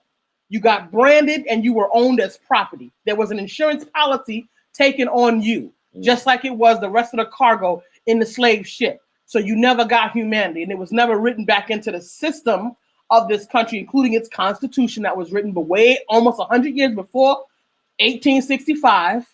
So the Constitution was created long before a consideration of trying to implement you as a viable citizen to some degree into the matrix was created. So it was never designated that you be a fully expressed and present human being. So it is you who has to then become reanimated into your human function and way of being. Okay, so you got it here. Hear this. Okay, you got it here on Soundbytes. Neferatu, Minister of Learning and Development. Got it from here, Path P. Get into this life, family. This is what we do here on these Soundbytes. Always conversations and fortification that is for our diasporic needs. Absolutely. We have our own needs. Right. So this is supporting our needs. Somebody else can benefit from it. Right. But people hear however they choose to hear. And that's something that's very real. That's another conversation. That's another conversation in and of itself, which you're definitely going to understand, especially over the past couple of years. People will choose to, no matter how many ways you communicate, people will choose and only synthesize in a way that they've been programmed to hear or to think or to see. So you can only do your best due diligence to share and master your language for other people. You can master it to the best of your ability so they can get it. But it's also pertinent that they choose to get it, and there'll be people that will choose not to get it to ensure that they maintain the perception of you or whatever that thought process is that they have that's made them comfortable. Because the moment you introduce something different, you've now introduced discomfort, which is scary for a lot of people to address. Read that there. We said she had a meme earlier today. I don't know where he got it. What was his inspiration? But there's a sister wearing a t-shirt that says, "Never argue with someone Harriet would have left behind." Right. We got a lot of these quirky shirts that we wear that's like, like Rosa Parks, like, nah, and like Harriet, like we out and all that type of stuff. And like this shirt says, "Never argue with somebody Harriet would have shot." I believe that's all. No, it doesn't say that. It says someone Harriet would have left behind. Now you read shot. I know you did. And then I went right behind him and said, so I shared it. And I said, so shaking my head, let them rock. There is always a crew of other folks that will keep them company in their foolishness. They will be fine until the day that it comes when they are staring down the barrel of Queen Mother Harriet's shot. Because I've heard the iteration first. Because she never left nobody behind. Because if you leave somebody behind, they're gonna bust up the situation. They're gonna go back and tell. And that in itself is why even that shirt is passive. It's passive. Son of a bitch. It's passive. They were supposed to say Harriet would have shot them. If you don't go at you either come in with us, or you gonna make peace with your master right now. Check this out. Because it's getting ready to be your birthday. If you're gonna jump into this messaging, go all the fuck away. Is where I'm at with it. That's why I read shot the whole time. I didn't even realize it said no. As many times I looked at this post that I made all day, I have read shot. It says left behind. Wrong, because if she left them behind, like Nefra said, they would have came back and would have got them caught. Look what happened to Nat. Like if you would have left behind, like come on. Somebody scared would have went back to the master and told. And somebody was scared and went back to the printer and made that. Like, no. If it had ever happened, Harriet would have laid him down. I believe they said Harriet was like 4'9". Listen, she was a little woman, but she had that big old shotgun. And did like the thing. She was gonna stretch him out. Let the grandma said, let the Undertaker dress him. And we like, well, I'm gonna make this. And here's the thing within that. That's why I say there's so much depth to what layers of this onion of our existence that we have to peel back, right? Because even that in of itself is an attempt to be in a space of African righteousness and trying to liberate the mind around white supremacy, things like that. And even that in himself subscribed to white supremacy by actually diluting the impact of the message, which originally what I've heard, and when my mind synthesizing and seeing this particular shirt was shot. Harry would have shot, which is true because she understood the mechanisms. Like, if these people, again, if I leave them harm, then they're going to tell on us and we're going to lose everything. So they have to go, period. Right. So if we're over here diluting our own messaging around how we're dealing with our systemic oppression, even within our own minds and communities, then how can we truly expect to be liberated? Then we're just wearing clothes and we're wearing taglines and blackness becomes a nice idea and becomes trendy. And that is also just as dangerous as white supremacy itself, because it subscribes to keeping white supremacy comfortable. And it will not change until it's uncomfortable. Period. Nothing changes in comfort. Right. You have to disrupt, you have to agitate, and you have to provide discomfort to the space in order for the space to change its dynamic and to change into something that actually, or transform into something that actually will hopefully be for the better of the people that are experiencing it, which is why you're disrupting it in the first place. Because if you subscribe to this, well, I don't like that, but that's okay with me. Yeah, she probably will let behind. Remember, so they could have told us. Remember they told us that does not work. No, but remember that. Oh, I can't believe I didn't even see that. Right, but see, that speaks to your consciousness, though. Also, that's crazy. And that also speaks to the consciousness of the person who wrote it. I boycott this shirt. Remember, I don't even know who made it. He's crazy. But remember that we are also living in a space where we are ambivalent. Show enough wood, Brother Vincent. We're ambivalent in our consciousness and commitment to ourselves. Ambivalence. We have mixed feelings about our commitment to ourselves. And you know something? For those who are Christian and remember the story of the serpent, the whispering serpent, that is one of those serpent things. They're whispering and have you ambiguous with your own humanity. You're more concerned with what? More than your own. Let me tell you what. You have a right as designated by the divine, every organism, including white people, right? Because you know something? African people haven't been impeding on the survival of white people. No. They have not. But they would like for you to think so, because they've created a world where someone wins and someone loses. They've created a world where if everybody has enough, then there won't be enough. If there's a scarcity conversation. See, all of this is all manufactured. But white people and people who have had a white cultural experience have, in fact, and very many get up every single day and impede the quality of life of African people by virtue of their commitment to the system for not choosing a side. And colonialism itself, right, and how that's spread across globally, even in our African country. Look at what's taking place in Nigeria. In Nigeria with SARS, like that idea, like of the greed and corruption that's taking place in the government, and how they manipulated these mindsets of these people around corruption, capitalism. No, not the people. Their leadership. The leadership, not the people. Because the leadership. The people are fighting. The people are fighting for their lives right now and protesting in the streets, and a lot of them are dying, and as a result of that, from their own people, because essentially this is not white people now. These are people that have accepted white brain by virtue of colonization. And this idea of a power structure, idea of capitalism, idea of greed and corruption. This is how you must hold power over people, not working collectively with people. You must hold power over people, and it permeated itself into the people within the continent. And this is what we have things like SARS, and what's taking place in the streets and that. And then also recently there was another post I saw where there was a big surplus warehouse full of food and rations that were being withheld. That were being withheld during the pandemic the whole time that protesters had stumbled upon and found and uprooted while people were going hungry during the pandemic. Mind you, this is what's taking place. That residual is coming in. They've shot live ammunition on peaceful protesters. And what's happening here? The same thing. Okay, so our plight is global, and it's permeated our people in different ways as well. So you want to get into that African? You want to get into your global concept of your African diasporic connection. I know a lot of African people be talking about that whole "we gonna stay here in America because our ancestors got soil in this land." Keep this shit. I'm gonna tell you what. I challenge anybody who has that narrative. And it's fine, but I can tell you that narrative is born of a very short-sighted concept. Right. It's born of a short-sighted concept because African, you are indigenous to the planet. You have to but if it's a strategic plan that you leave, regroup, and come back, if that's the case, then that would be the strategic plan. So if you're telling me that you want to stay here and fight for crumbs for what? And put yourself and your future generations into a vulnerable situation because you have no military to protect yourself. So if whatever you gain here, you will be in a vulnerable position where at any given time they could just erect concentration camps and decide to start baking fucking Africans, and they can. And if your narrative is I don't care, I ain't leaving because I'm staying because our narrative, we built this land, we built the White House. If that's your narrative, then you're short-sighted, and it's sad that you haven't thought your way through that in terms of military protocol, because that's not a smart decision to make, and it's not a smart decision to propagate to the people either. And I think you're going to do something different than what's been done. You're not. If that's your mindset. Even if you have a weapon, we have no coordinated military training. That mindset is like, I fought so hard for this. I mean, you particularly actually really didn't. But by virtue of what your lineage has done. And the thing is, we accept this.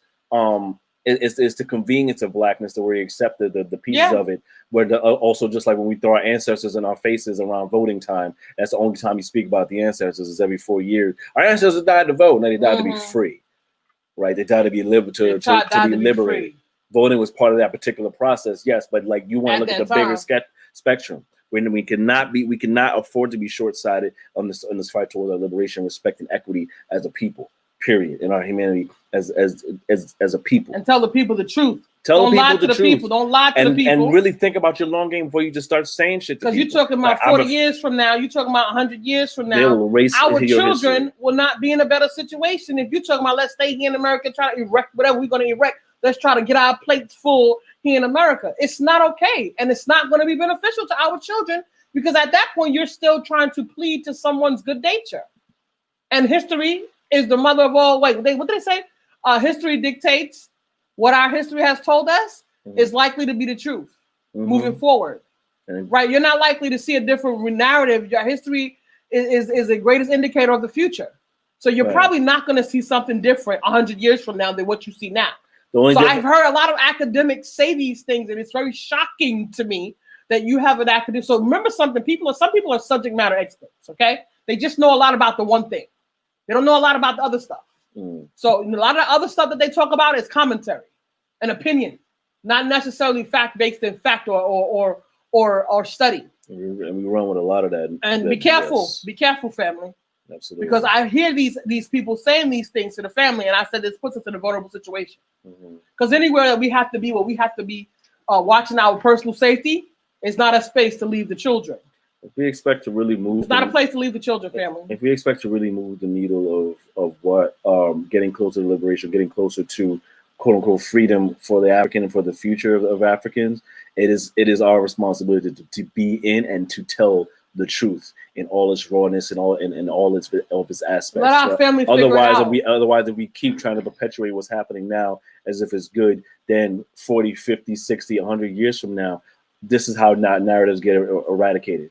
This is how narratives get erased. And there was a meme one time like Tupac's gonna be presented as a white dude with thug life on his stomach in 40, 50 years. Michael Jackson's legitimately gonna be a white dude.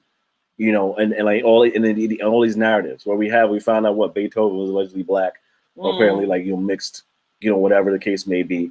And just all these narratives that are getting unfolding on who did what. Our history will slowly get erased if we're not staunchly committed to telling the fucking truth to our youth, because we already have some now that we've hidden so much of the truth, especially in these Western textbooks of what slavery looked like. Oh, thank goodness that are having these conversations. Thank goodness for slavery, because otherwise we'd be living in huts in Africa. And have you not seen Africa? I follow. Africa has 54 countries. There's a lot of civilizations, and everywhere in Africa is not country. Everybody doesn't live in the countryside. Absolutely. You forgot about Egypt. There's cities. You forgot about agriculture. You forgot about the libraries and the scholarship. You forgot that Europeans came to Kemet for instruction. They came to Kemet to train. It was considered a big deal to be able to go and send your children to Kemet for training. I remember one of my first instances in my young age of where I had a ping moment in my head around the idea of Africa. right? You know, and of course, Africa as a country, as a continent, but we've been bred to talk of Africa as if it's just a country, if it's smaller than the U.S. Even the maps have shaped itself. But I remember I was like, I don't know, I think it was like what, maybe 7 or 8, and one of my teachers shared, I don't know why she was doing it, but she shared a trip she had to Egypt, right? And she shared a video of the trip she had to Egypt. And I remember thinking to myself, like, wow, that looks like my block. I mean, I lived in Brownsville, but you know, like, but it wasn't this idea that we have perpetuated what Africa looked like. It's just like Egypt is just sand. Everything will innovate. And people are all on camels. Everything will innovate. And all these type of things. This what I'm talking about, like 90, 92, 93, this footage of what Egypt was looking like.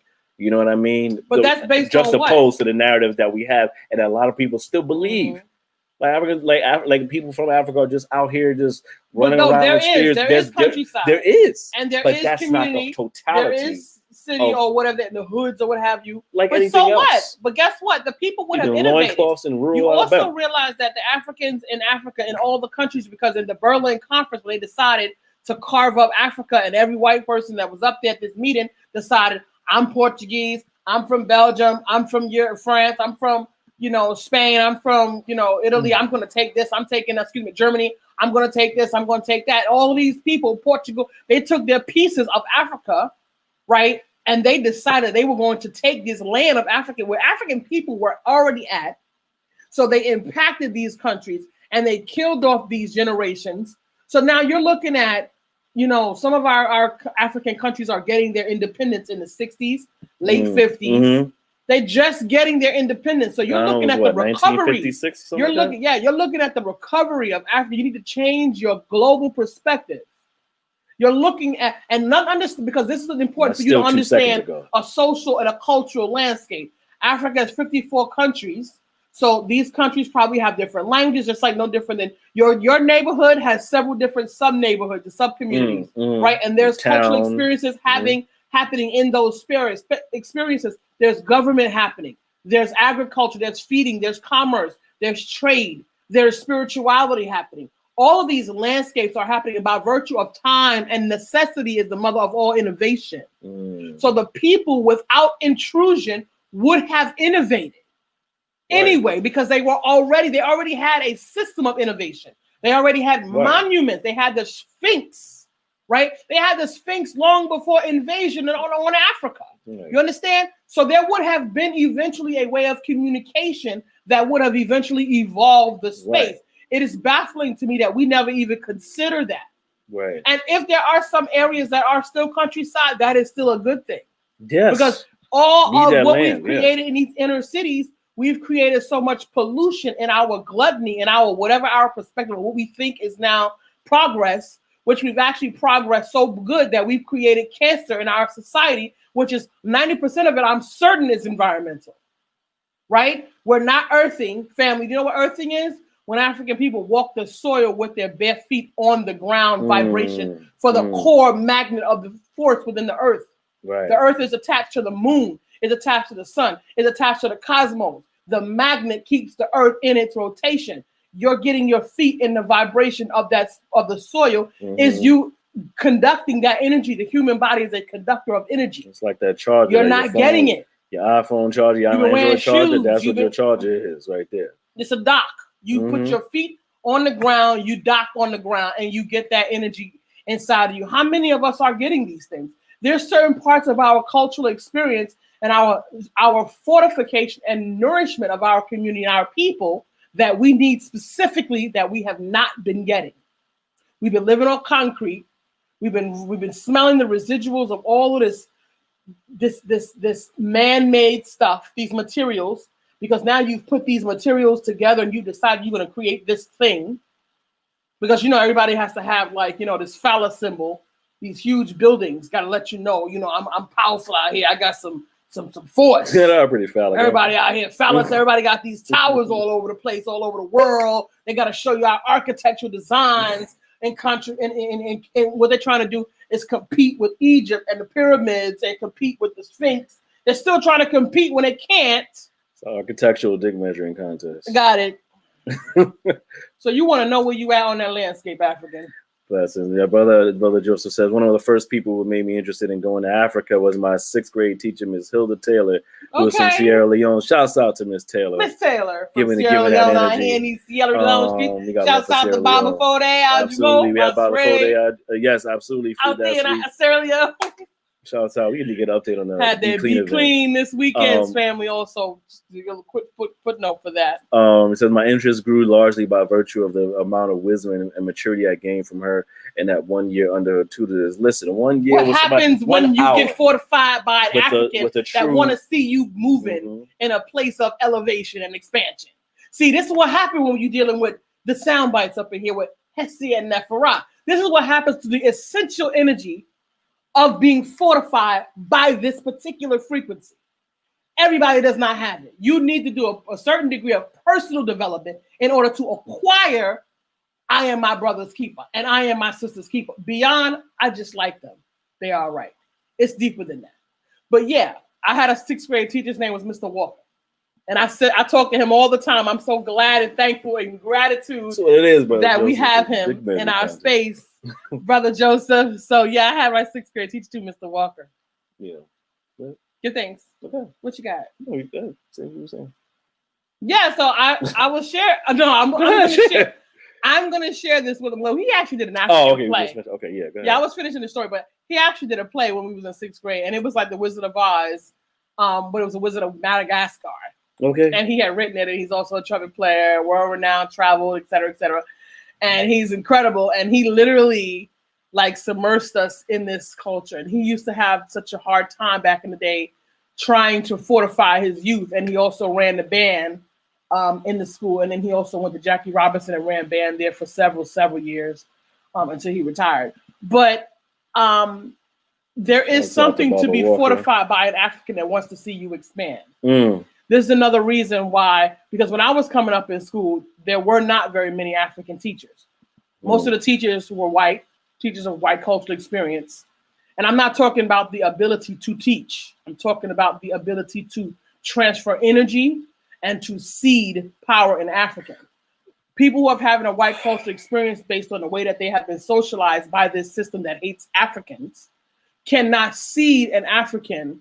Oftentimes what happens when African people get some leg up in their consciousness is because they've accepted validation from white center conscious or people who are having a white cultural experience because they communicate differently. So we live in this space where we have unlearned our communicative behavior. We've unlearned how to emote and how to seed each other. So sometimes when you get this compliment or you get this pat on the back from people who are out of white center consciousness today, it's a big deal to African people, and that changed the trajectory of their movement because they have been so at a deficit for nourishment in this particular way. But there was a time when we nourished ourselves and we didn't need validation from anyone, and it didn't make a difference either way. But by virtue of this, unfortunately, this is a system of, what do you call it? We've made an accommodation for this. It's a contingency. It shouldn't be the way. African people best seed African people, not just presence, not just representation, but a ability to seed other Africans. And even though now we have more African teachers in the space, we have more brown teachers in the space who still are hollowed out and they're brown people, white center consciousness. So they're still not necessarily seeding our African youth the way that Africans bloom, the way that Joseph did, the way that I did. The reason being is because many of them don't know themselves of the African frequency. They don't know that there's a necessity for the African specific frequency, because learning for an African and learning in the matrix are two different types of learning.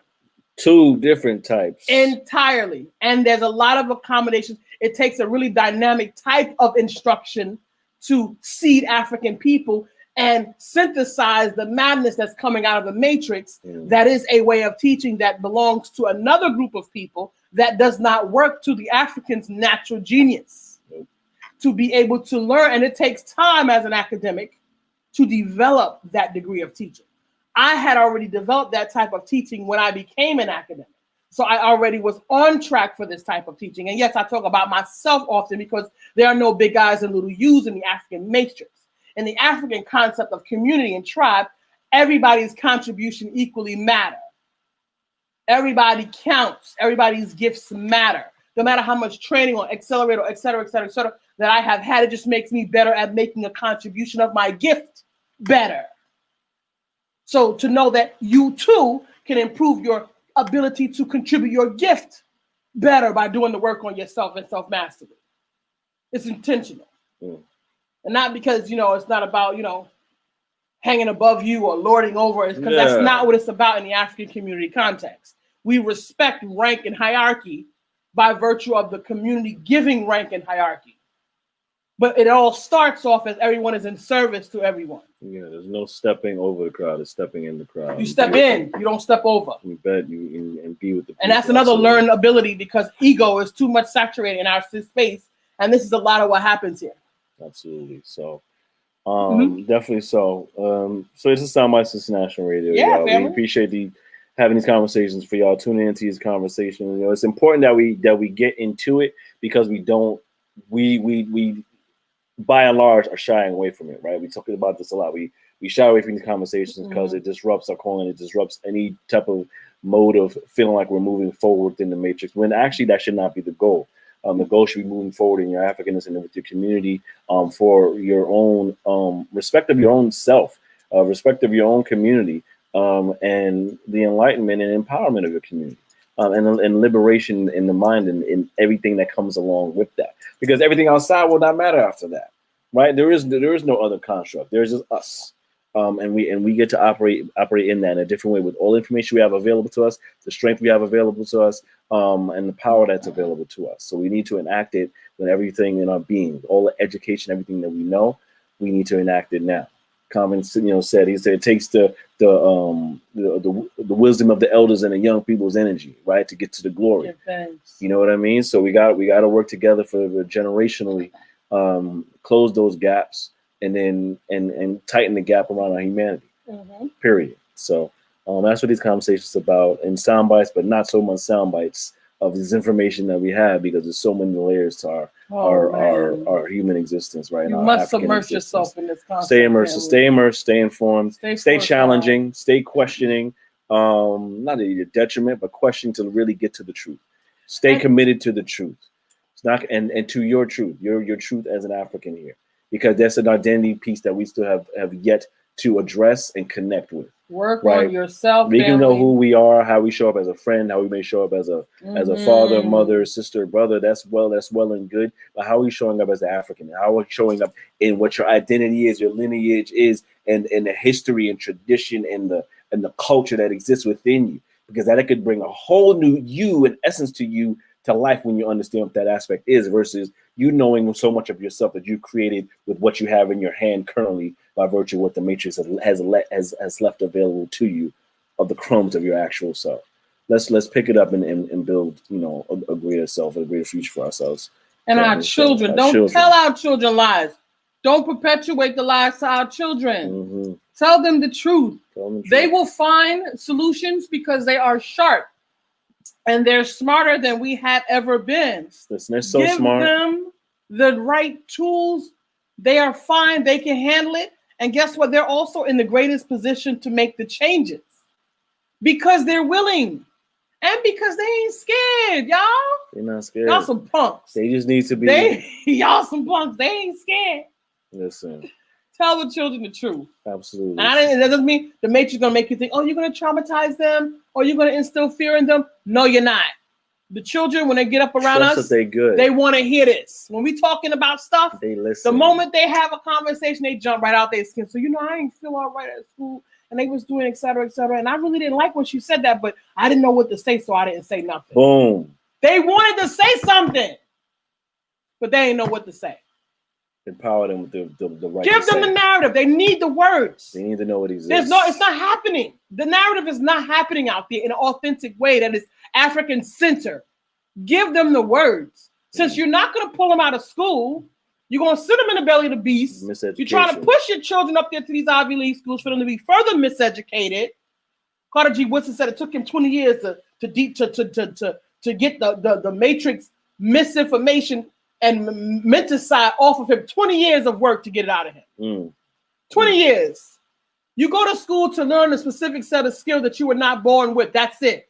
You don't go to school to be educated. Don't let these people seed you and pour into you. You should be doing that with your children at home. Don't perpetuate lies to your children. I dealt with that for the first 6 years of my son's life. And the final key, which I've told you the story, was when my son discovered that there was no Santa Claus. I was so relieved. I was so relieved. That was the end of it for us. Oh man, disappeared like Thanos. And he let it go. He let it go too. But you know what happened?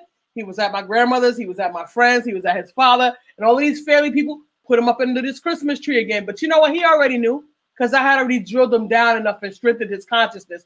He entertained it for a little bit because everybody was doing it, but it didn't take seed in his spirit.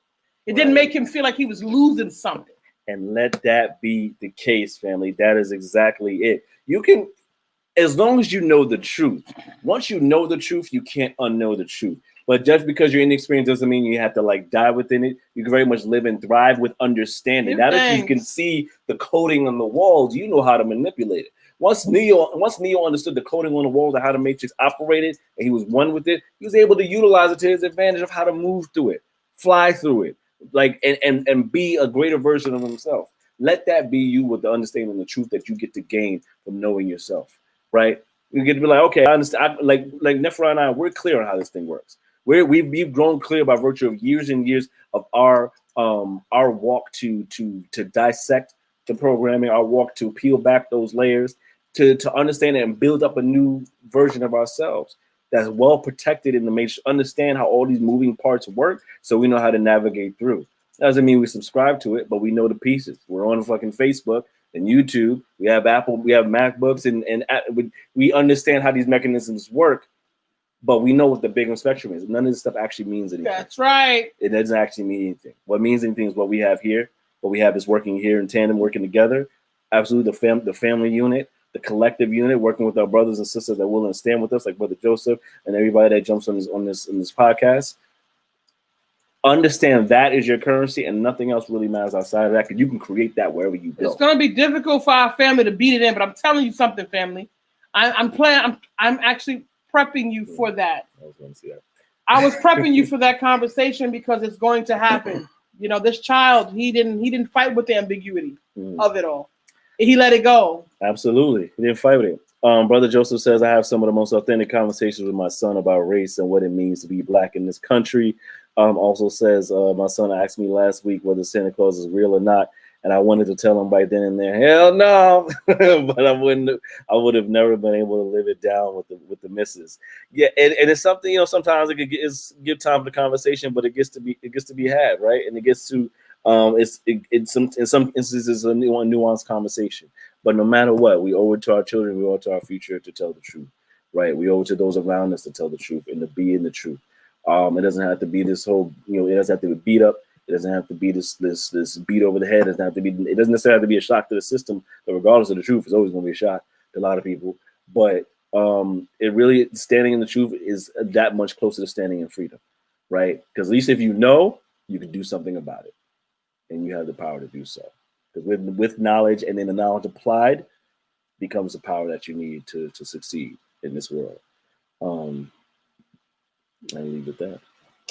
Yeah, family. So, you know, we're going to wrap it up. Listen, remember, we still got that Feel Me EP out there, www.keys2soar.com/Feel Me EP. Absolutely. For your own transformational journey, family. I've been sharing it. Yes, it's a project. Hasir produced the project and did the music and composed the music for it. Absolutely. And the spoken word came out of You see it scrolling at the bottom there. Yes, family. Make sure you visit. Be sure and share it. Absolutely. Please share it. Please experience it, because we're very much in tune with the feedback and experience and the consumption of this. It's not just this creating for the sake of creating. We're really creating for the sake of moving the spirits, and everything is with intention. Just like when we have these conversations here on Soundbytes, everything is with intention. So we encourage you to visit, and we invite you to visit keys2soar.com/Feel Me EP. That's KEYES2SOAR.com/Feel Me EP.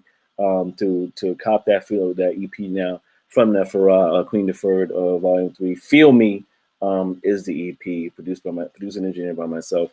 So there was a synergetic work to bring to the master to you as a healing mechanism, as a meditative tool, and to vibrate with your frequency. So we do appreciate that. And also on the page, there's comment sections, so leave your feedback. We always appreciate feedback. It's imperative to know how our family is vibing and connecting with the work. So please do leave your comments on that page as well. We love you and appreciate you. And for all those that have supported so far and purchased the album, we appreciate you. Please purchase, because again, any purchase is, of course, provides the sustainability of the work that we do. So it very much matters, and we appreciate those energy exchanges. So again, this is Soundbytes International Radio, y'all. Black consciousness, African consciousness, the claim. One world is the aim. Look, we get here. So be sure to visit as a African.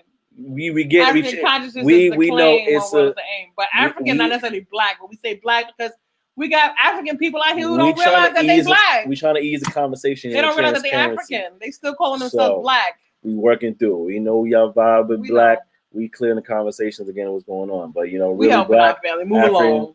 African, that's where we at with this. So African consciousness is the claim. One world is the aim. And remember to visit our website. This is soundbytes.com to interact with more of our Soundbytes content. You can follow our podcast version of these shows on Apple Podcasts and Spotify. The links are on the website as well. You can buy our merch, purchase merch that lives within the messaging and the essence of Soundbytes' platform, the positioning. And if you vibe with the value of the messaging, then that's a way to support and give a gift to yourself, while also giving a gift to the sustainability of this platform. You can also contribute. There's a contribute button on the page as well to provide, of course, any size donation. We do appreciate that supports, again, the sustainability of our work. Also, remember that you can follow us on Facebook. If you're watching here on Facebook, like and follow Soundbytes INTL Radio. Follow us on Facebook. Follow us on Instagram at Soundbytes International Radio. And make sure you can also follow us on Twitter, Soundbytes INTL, which also is streaming live via Periscope on the Twits. And of course, subscribe on our YouTube. Let's get these numbers up, family, so we can fully do the customized action with YouTube. We want to get it to at least over to the 100 followers by next week. Tension in it. Do it, at least share with your people and get them subscribed. Hit the subscribe button on our Soundbytes International Radio on YouTube, and also again follow us on Apple Podcasts and Spotify at Soundbytes. And these are all the things of the Matrix family that we do to have the message propagated. It is what it is. You need truth out there in the world. You got to have a balance in the space. It's not Ma'atian if it's not balanced.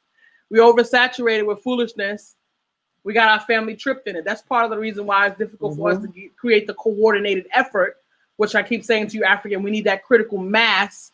Get that into your vocabulary. That critical mass is that group of people that is needed, that core group, in order to shift the social landscape. If we do not get that critical mass, it is a challenge for us.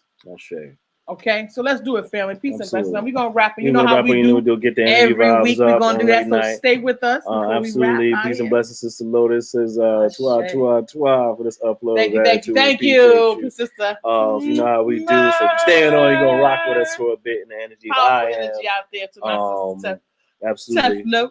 Absolutely. I say, Sister Tiffany. Thank you, everybody, joining in. Brother Joseph, Sister Brother Angie, Vince. Brother Vincent, we appreciate you. Brother family. Kyle, Powerful absolutely. Powerful ass. Thank you for everyone that joined and viewed this. And protection. Absolutely. Everyone that viewed this conversation, whether you jumped in or not, if you viewed it, we appreciate you all the same. We do hope one day you can join in the conversations as well, and really we get to pour into each other in a very powerful way. Okay, all of the emojis. We want all of that. We want all of it. All the emoji energy. We want all of it. We want all of it, sis.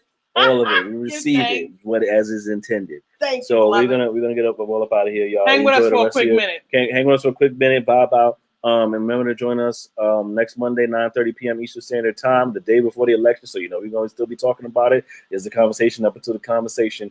And there's more to come. There's some marches and things coming up. We're going to get into talking more about that as well. So protect yourself and fortify, family. Absolutely. Be with the family. So know what's going on in this social 9:30 p.m. Eastern Standard Time, Monday each week. Soundbytes live on Facebook, YouTube, and Twitter. Peace. So peace and blessings. Bye-bye with us for a bit to this I am. Get into your I am in your presence, brother Naeem Bricks, myself, I am, family. And a brother, Joseph Jones, a.k.a. AJ Throwback. Let's get into it. I see you, family. Hit it. I did. Which makes people ask who sent you. I tell them I am. Me. They tell me that's a cute affirmation, but it's not an answer. I reply, listen again. My affirmation is your answer. It's the power of I am. This is the greatness of I am. Look at the strength that I have. None of the truth can deny that. Hey, dance it out, Lotus. Dance it out, Lotus. I love me more, never love less. $1,000,000 dreams, yeah, how manifest it. Look deep inside, yeah, you get blessed. $1,000,000 dreams, yeah, how manifest it. Anything I want, yeah, time. This is the power of I am. This is the greatness of I am. Look at the strength that I have. None of the truth can deny the power of I am. Had some chocolate mofo, yo. Anytime I'm on GoPro, little hot home, bro. Little spot with a cold soul, yo. But this is what foul morale so low. So I pitched it fast, pitches slow. To the cows call home, bro. It didn't make sense. I was told as a child I wouldn't be shit. Revenge on my mind, started flipping the script. They fed me lies, started picking that shit. They treated me different, I embraced that shit. You know the ones that be closest to you to be the family ties. Say goodbye, seeing plenty murder, dirty service, little cuz, cocked up with a dirty burner. But better believe me 1,000%. Better I see what I was Sitting here to get. and I couldn't resist. Killing these niggas with their toxicness without a pocket pistol with monotonous. Told myself I couldn't rock with this. Hanging with goofies couldn't get rich. True blood suckers couldn't see bliss, couldn't see shit. Stole face, nigga. They're wrong. I ain't regurgitating, percolating, singing that same song. I'm blessed all day long. Dream all day long. Having a form of godliness, but denying the power thereof. Nigga, I am. Okay, all right, Rock Soldier coming in through here. We wrapping up this Soundbytes. This Monday night show with some of this good powerful energy, so get into it. Hold on, pick up Happy right quick. I am a thriver. Hit that. Hit some. This is the greatness of I am. Look at the strength that I have. None of the truth can deny that. Good the proof in the hi-hat. Okay, I'll be the rock. I digress. I love me more, never love less. I love me more, never love less. Come on now. $1,000,000 dreams, yeah, I manifest it. Look deep inside, yeah, You be the blessing. $1,000,000 dreams, yeah. I manifest it. Anything I want, get to. This is the power of I am. This is the greatness of I am. Look at the strength that I have. None of the truth can deny the power of I am. Yeah, there you go. Now I'm in no space of wasting my time. Oh, camera. My job and gold, my hopes will die. So on the road to the gold is refined. I let me get you. Second for me into a free prison. Hey, that's Happy. Shaking up the grand scheme. I arrested to the mat. I'm a damn demon. In a matter of time, became a champion. Now everything I do the damn thing. Back at every arena, inspired up future leaders with every line of the leaders. Some dogs and unbelievers, do what they can conceive us. Love what we do and leave us. Bricks, you never see us. Woo! God damn, I'm feeling good, motherfucker. What they say, I'm doing what they never would. Well, come on, family. Get some. Get a grasp on your life. Being sacrificial prices. Get some, family. That's it. Nice. They don't recognize who the nice is. From the north to the southeast. Kicking others every lane. Straight up our seats. I'm in line with it, man. You cannot be. Everything you won't get. Turn it. You already know. Don't do it, family. What you doing? Only things I proclaim, I do. I have and I am. I do as my ancestors instruct. I have all I need to affect change. And I am a living magnification of God. Hey. Come on, family. Look at the strength that I have. None of the truth can deny that. Hear the proof in the hi-hat. You gotta get some of that. That's so I love it. I love people never love less. $1,000,000 dreams, yeah, I manifest it. Look deep inside, yeah, You be the blessing. $1,000,000 dreams, yeah. I manifest it. That's my brother Niam Rick. I'm here with that culture album with a K. Look at the strength that I am. None of the truth can deny the power of I am. You already know, family. You already know Family, this. peace and blessings. Soundbytes Thank you, International Rock Soldier, Radio. for being Black with us, African consciousness to claim one world is the aim each week. Up Right in your- here. Up in Live your in your ear. face, in your eardrums. One love. Peace and Join us blessings, next week. family. Have a great week. Let's get it. 8 days left, y'all. You know what to Come do. on, tell your family. One Tell a love. friend. Complete the census. Got 1 week left. 31st. Complete the If you're in census. Newark, 131st. One love. Peace, peace.